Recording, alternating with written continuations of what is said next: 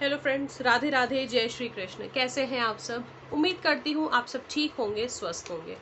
और मैं अनु आप सभी का स्वागत करती हूँ हमारे इस चैनल ब्रिजराज क्रिएशंस में, जहाँ पर आज हम बात करेंगे हवन से जुड़ी सामग्री की। हवन अगर आप अपने घर में करना चाहते हैं, पुरोहित जी आएंगे तो पुरोहित जी तो आपको अपने हिसाब से चीज़ें बता देंगे, आप बाजार से ला सकते हैं। बट आप अगर अपने घर में खुद से हवन कर रहे हैं तो हवन में कुछ सामग्रियां होती हैं जो कि विशेष मानी जाती हैं। आप इन सब चीज़ों को जोड़कर अपने घर में खुद से आपके लिए हवन सामग्री बना सकते हैं। इस वीडियो में मैं आपको कलश स्थापना से लेकर हवन सामग्री तक सारी चीज़ें बताऊंगी। कलश स्थापना, तो पहले मैं ये बता दूं, कलश स्थापना एक ऐसा शुभ कार्य है जो हमें किसी भी छोटी बड़ी पूजा में करना ज़रूरी है। कोई छोटी पूजा करें चाहे कोई बड़ी पूजा करें, हम उसमें कलश स्थापना का होना बहुत ज़रूरी है, क्योंकि हमारे शास्त्रों में माना गया है कि कलश में सारे देवी देवताओं का वास होता है। इसलिए किसी भी शुभ कार्य से पहले हम कलश की स्थापना ज़रूर करते हैं। तो कलश स्थापना में आपको क्या चीज़ों की आवश्यकता होगी मैं वो भी बताऊंगी, कलश स्थापना किस तरीके से करें वो भी बताऊंगी। और साथ ही में अगर आप अपने घर में खुद से हवन कर रहे हैं तो आप कौन सी चीज़ों का ध्यान रखें, कौन सी चीज़ें आप लेकर आएँ जिनसे आपका हवन सामग्री संपूर्ण हो, वो भी मैं चीज़ें आपको बताऊंगी कि आहुति में कौन सी चीज़ें पड़ती हैं। ये चीज़ें मैंने अभी ले आई हूँ। मैं लेकर आई हूँ कि जन्माष्टमी में पहला हवन होना है, जो कि मैं माही के नाम से करवाऊंगी, क्योंकि माही के नाम से आज तक कोई हवन कोई पूजा अब तक नहीं हुई है। ये जन्माष्टमी का पहला अवसर है जो मैं करवा रही हूँ हवन, और मैं पुरोहित जी से करवा रही हूँ। तो पुरोहित जी को क्या क्या हमें देना चाहिए, उनकी दान दक्षिणा में क्या क्या करना चाहिए, अगर आप पुरोहित जी को बुला रहे हैं तो मैं वो चीज़ें भी आप लोगों को ज़रूर बताऊँगी। अगर आप लोगों को अच्छा लगे तो आप लोग ये चीज़ फॉलो कर सकते हैं। और जो लोग जानते हैं उनके लिए मैं यही कहूँगी कि अगर मेरी चीज़ों में किसी भी चीज़ की कमी हो तो मुझे ज़रूर बताइए, मैं वो चीज़ भी ऐड करूँगी। और जो लोग नहीं जानते हैं या हवन करना चाहते हैं और नहीं जानते हैं तो आप लोग ये चीज़ों को नोट डाउन कर सकते हैं। पूजा की दुकान में ये सारी सामग्री बड़े आराम से आप लोगों को मिल जाएगी। तो चलिए आइए देखते हैं कि हवन की सामग्री और कलश स्थापना और पुरोहित जी की दान दक्षिणा में हमें क्या क्या चीज़ें देनी चाहिए और किस तरीके से चीज़ें करनी चाहिए। तो चलिए आइए देखते हैं। इस तरीके से मैंने थाल में सारा सामान निकाल लिया है ताकि मैं कोई भी चीज़ ना भूलूं, मैं आप लोगों को सब कुछ अच्छे से बता दूं।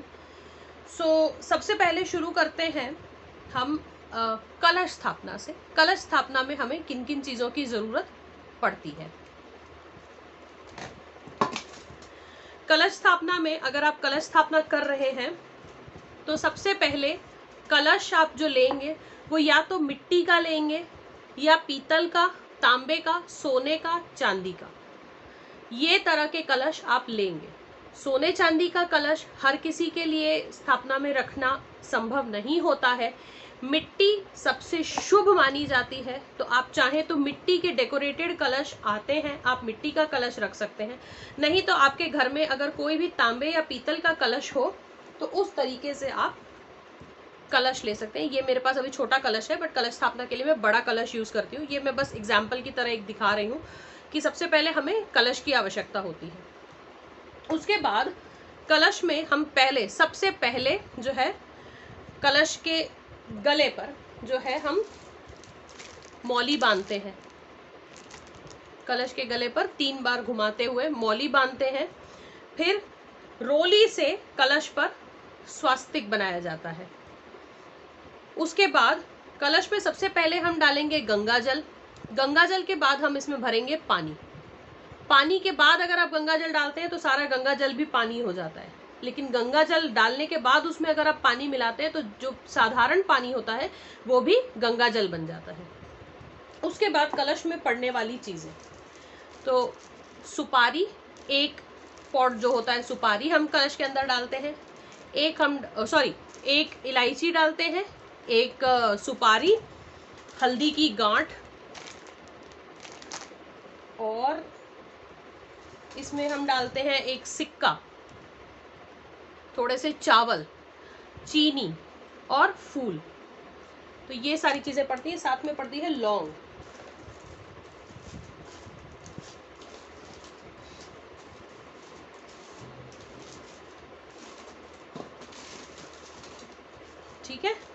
लौंग, हल्दी की गांठ, सुपारी, इलायची, थोड़े से चावल, चीनी, पैसा और फूल, ये सब चीज़ें हम कलश के अंदर डालते हैं और उसके बाद हम कलश के ऊपर नारियल रखते हैं।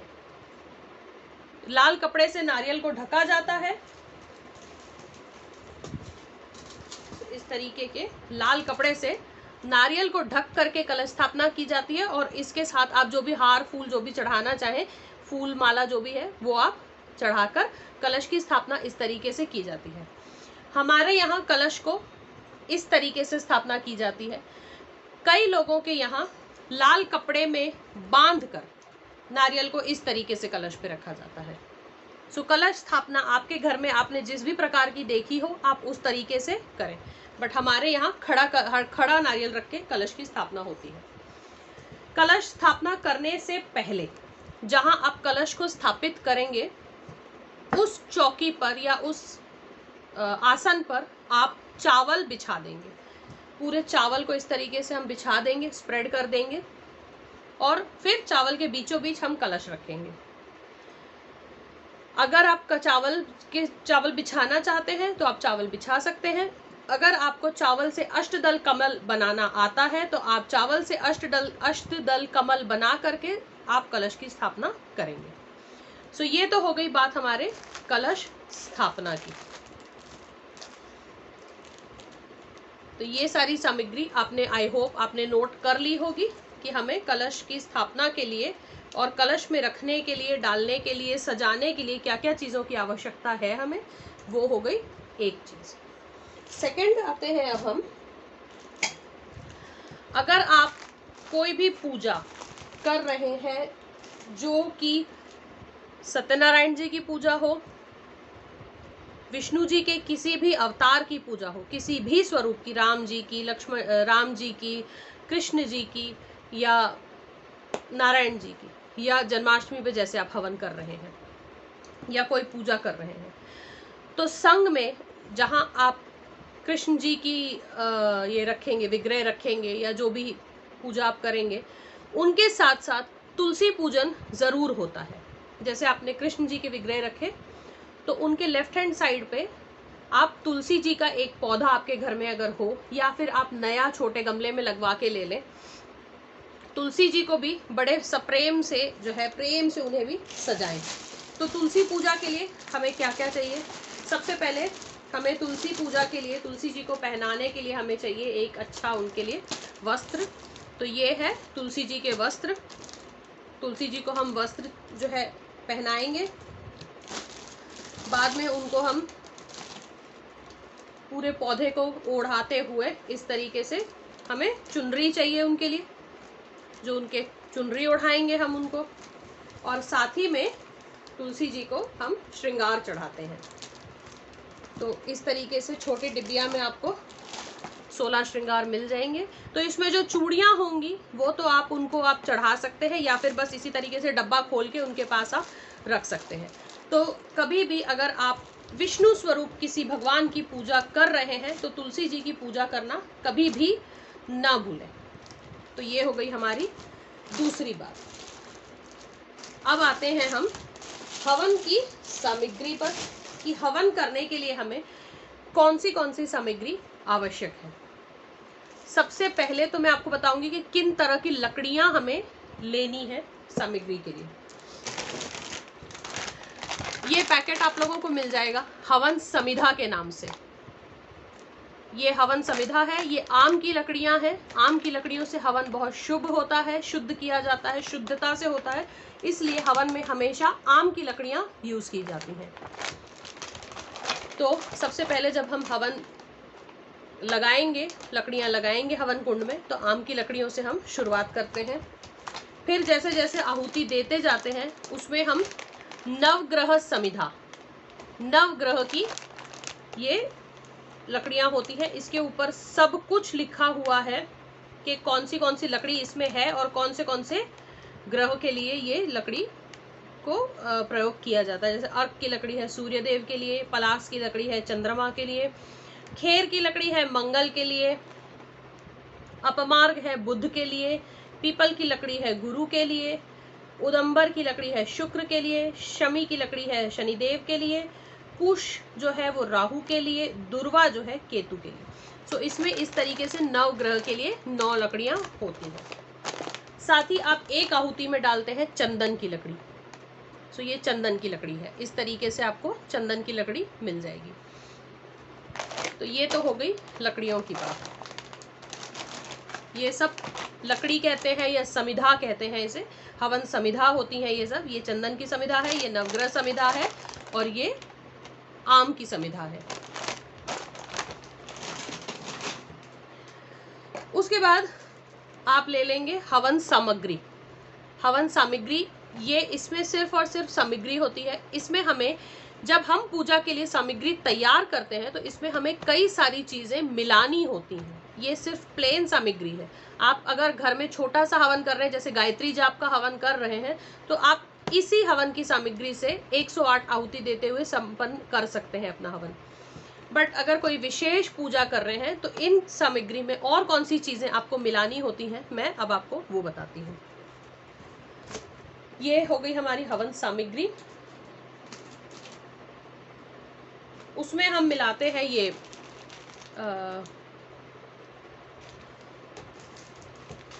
इंद्रजौ।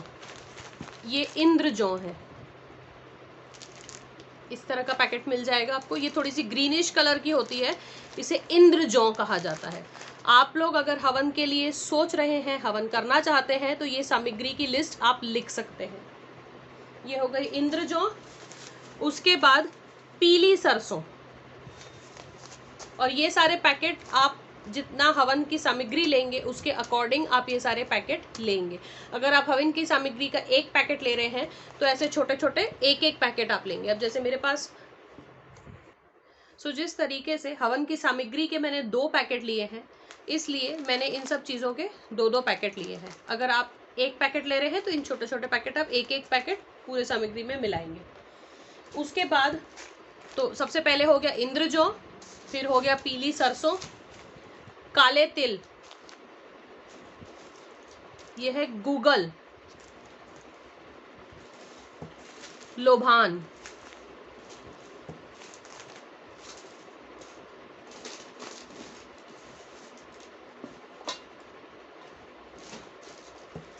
कमलगट्टा। ये नॉर्मल वाली जौ है। एक पैकेट आप जौ भी लेंगे जो कि आप सामग्री में मिलाएंगे। ये वही वाली जौ है जो हम नवरात्र में जौ बीजने के लिए लेते हैं, खेतरी करने के लिए लेते हैं, ये वो वाली जौ है। और इंद्रजौ अलग है, ये दोनों जौ अलग अलग होती हैं। संपूर्ण आहुति यानी कि जो लास्ट आहुति होती है वो गोले की दी जाती है, तो एक गोला।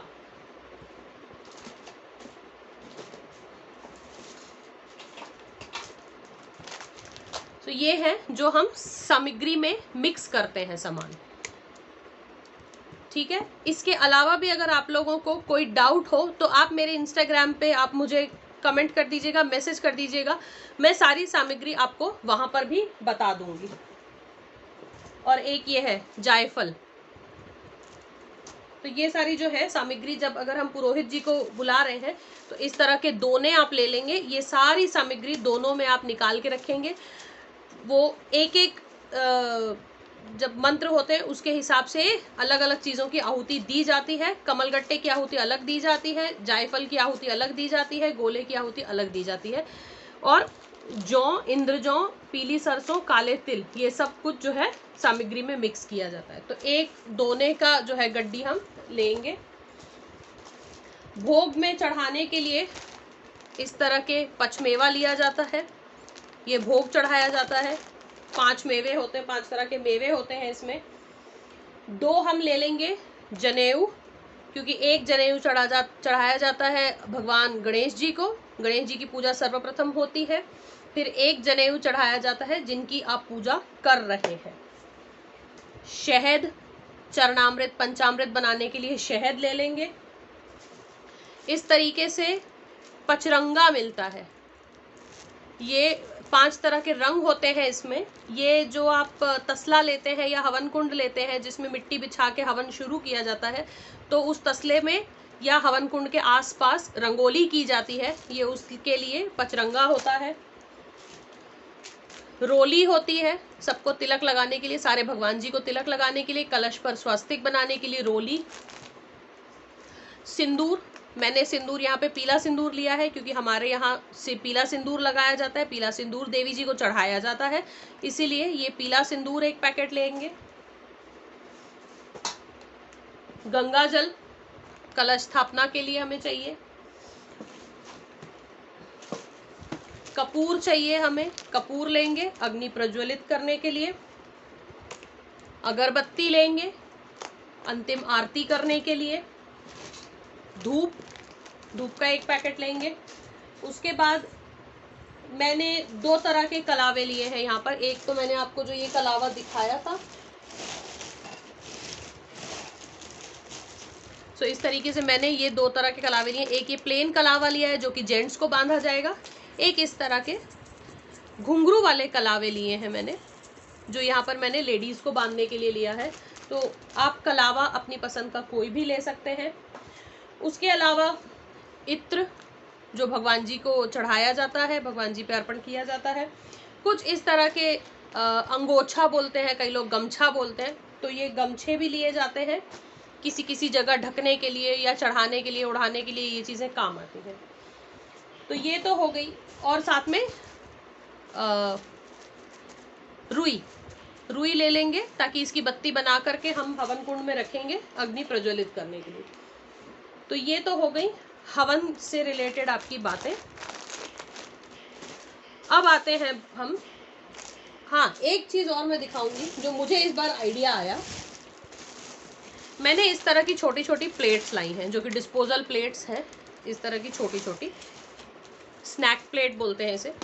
ये मैंने लाई है क्योंकि इस बार जो हम हवन कर रहे हैं मेरे पास कई तरह के, मतलब कई तरह के नहीं, कई गेस्ट आएंगे, तो इसलिए एक तसले में, जैसे मैं यूजुअली जब हम हवन करते हैं तो एक इस बड़ी परात में मैं हवन सामग्री हमारे लिए निकाल लेती हूँ तो हो जाता है। लेकिन अब कई सारे गेस्ट होंगे, सब लोग हवन में आहुति देंगे, तो सबके पास सामग्री रखने के लिए मैंने इस तरह की छोटी छोटी प्लेट्स उनके लिए लाई हैं। साथ ही घी, ये यहाँ बेचारा कॉर्नर में रह गया था, तो घी ले लेंगे हम आधा किलो का हवन में घी की आहुति देने के लिए। अब कल मेरे पास एक क्वेश्चन आया कि दीदी मैं हवन करना चाहता हूँ, क्या हम तुलसी जी को हवन में डाल सकते हैं, आहुति तुलसी जी की दे सकते हैं? तो जी नहीं, आप तुलसी जी को कभी भी हवन कुंड में नहीं डालेंगे, तुलसी जी की आहुति नहीं दी जाती है। तुलसी दल, तुलसी पत्र आप तोड़ के रख सकते हैं अपने पास। जो भी आप भगवान जी को भोग लगा रहे हैं, जो भी नैवेद्य आप उनके लिए रख रहे हैं, उन सभी चीज़ों में, जैसे उनके लिए पानी, जल अगर रख रहे हैं, मेवे रख रहे हैं, किसी तरह के ड्राई फ्रूट्स रख रहे हैं, पचमेवा रख रहे हैं, फल रख रहे हैं, मिठाई रख रहे हैं, चूरमा रख रहे हैं, इन सभी चीज़ों में आप तुलसी दल डालेंगे ताकि भगवान जी आपके जो आपने नैवेद्य रखा है उनका भोग कर सके। उसलिए आप उसमें तुलसी दल सभी में डालेंगे, लेकिन तुलसी दल को हवन कुंड में नहीं डाला जाता है। और साथ ही में मैंने इस तरह के छोटे छोटे से ग्लासेस लिए हैं जिसमें मैं चरणामृत लोगों को मैं दे सकूं, क्योंकि मेरे पास काफ़ी सारे लोग होंगे उस टाइम पे जो जिनको प्रसाद देना है, जो हवन में नहीं आ पाएंगे, सिर्फ प्रसाद देना है, आस पड़ोस में देना है। तो इसलिए मैंने इस तरह की छोटे छोटे ग्लासेस लिए हैं चरणामृत के लिए। इस तरह की छोटी प्लेट्स ली हैं जिसमें मैं हवन सामग्री पास ऑन करूंगी अपने सारे गेस्ट को, और साथ ही में प्रसाद भी इसी में दे सकेंगे। तो अब आती है बात कि पुरोहित जी को हमें क्या क्या देना चाहिए। अगर आप अपने किसी विशेष कार्य के लिए हवन करवा रहे हैं, या जैसे मेरी मन्नत का था, मानता का था, मैं उसका हवन करवा रही हूँ, तो पुरोहित जी को हम कपड़े ज़रूर दें। तो पुरोहित जी के कपड़ों में होता है एक कुर्ता, तो एक उनके लिए कुर्ता है, धोती है और इस तरह से अंग वस्त्र है। तो एक तो उनका कपड़ा हो गया। साथ ही में पुरोहित जी को जितनी भी आपकी श्रद्धा हो उसके अनुसार आप एक एनवलप देंगे, फल देंगे और मिठाई दी जाती है, चाहे आधा किलो का दीजिए चाहे 1 किलो का दीजिए, तो मिठाई दी जाती है। उसके साथ आप पुरोहित जी को देंगे क्या, 1 किलो आलू, 1 किलो चावल, 1 किलो धुली मूंग की दाल दीजिए या चने की दाल दीजिए, फिर नमक और हल्दी का पैकेट। कई लोग थोड़ा थोड़ा सा निकाल के दे देते हैं, वो नहीं करना चाहिए। जब आप दे रहे हैं तो पूरे मन से अच्छे से दीजिए। सो 5 से 7 चीज़ें पुरोहित जी को हमें देनी चाहिए। एक तो कपड़ा हो गया, एक एनवलप हो गया, एक अनाज हो गया, एक फल हो गया, एक मिठाई हो गया। तो ये 5 चीज़ें आप कर सकते हैं। तो आप चाहे तो एक ही तरह का फल 1 किलो आप दे दीजिए, या फिर आप 2 तरह के फल आधे आधे करके आधा आधा किलो का आप दे सकते हैं।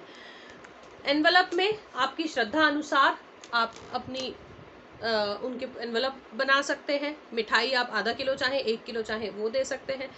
सो इस तरीके से जब भी कोई पुरोहित आपके घर में आते हैं, कोई पंडित आपके घर में आते हैं, वो ब्राह्मण हैं, उन्हें कभी भी खाली नहीं भेजना चाहिए। उन्हें अच्छे से जो है उनका आदर करके, सब कुछ करके, उनको भर के हमें भेजना होता है।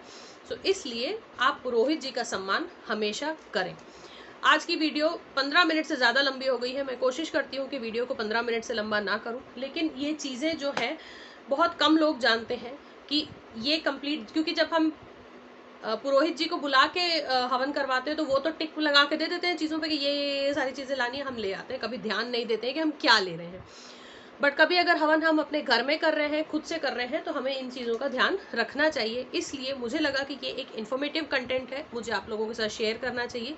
इसलिए इसको मैंने बड़े ही पेशेंटली और आराम से बगैर टाइम देखते हुए बनाया है। वीडियो हो गई है थोड़ी सी लंबी, थोड़ा सा कीजिएगा कोऑपरेट। और इसी के साथ मैं आपसे लेती हूँ विदा।